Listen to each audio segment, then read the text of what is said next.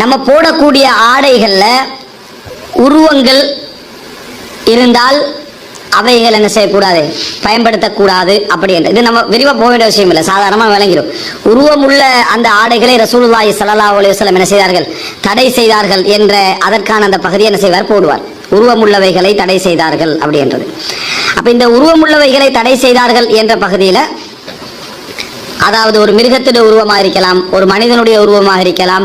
அதுல முகமோ மற்ற விஷயங்களும் அந்த முகத்துடைய அடையாளங்களோ மிருகத்துடைய முக அடையாளங்களோ தெளிவாக விளங்கினா அதை நம்ம என்ன செய்யக்கூடாது, உடுக்கக்கூடாது. சில உருவங்கள் இருக்கும் இதுதான் என்று விளங்கும், ஆனா முகம் என்ன செய்யாது, விளங்காது. இப்ப இந்த கொரக்கடையில் போடுவாங்களே அந்த முதல வந்து இருக்கும், அதுல வந்து என்ன செய்யும், முதலிட அடையாளம் இருக்கும், முதலிட முகம் என்ற பகுதி என்ன செய்யாது, இருக்காது. இந்த மாதிரி அடையாளங்கள் சிறியதாக இருக்கிற சந்தர்ப்பத்தை நம்ம பயன்படுத்துற என்ன பிழை இல்லை. அது பெண்களாக இருக்கலாம், ஆண்களாக இருக்கலாம், வந்து அதை பயன்படுத்துவது என்ன பிழை இல்லை.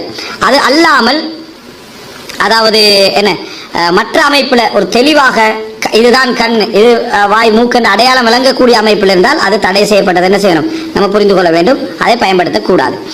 அப்ப எனவே திருமண நிகழ்வுல வந்து அந்த ஹோல்களாக இருக்கலாம், அலங்கரிக்கப்படுகின்ற இடங்களாக இருக்கலாம், போடுகின்ற ஆடைகளாக இருக்கலாம், வரக்கூடியவங்களாக பொதுவான சட்டங்கள் தான் எல்லாம், இது எல்லா இடத்துக்கும் பொதுவான சட்டங்கள் தான்.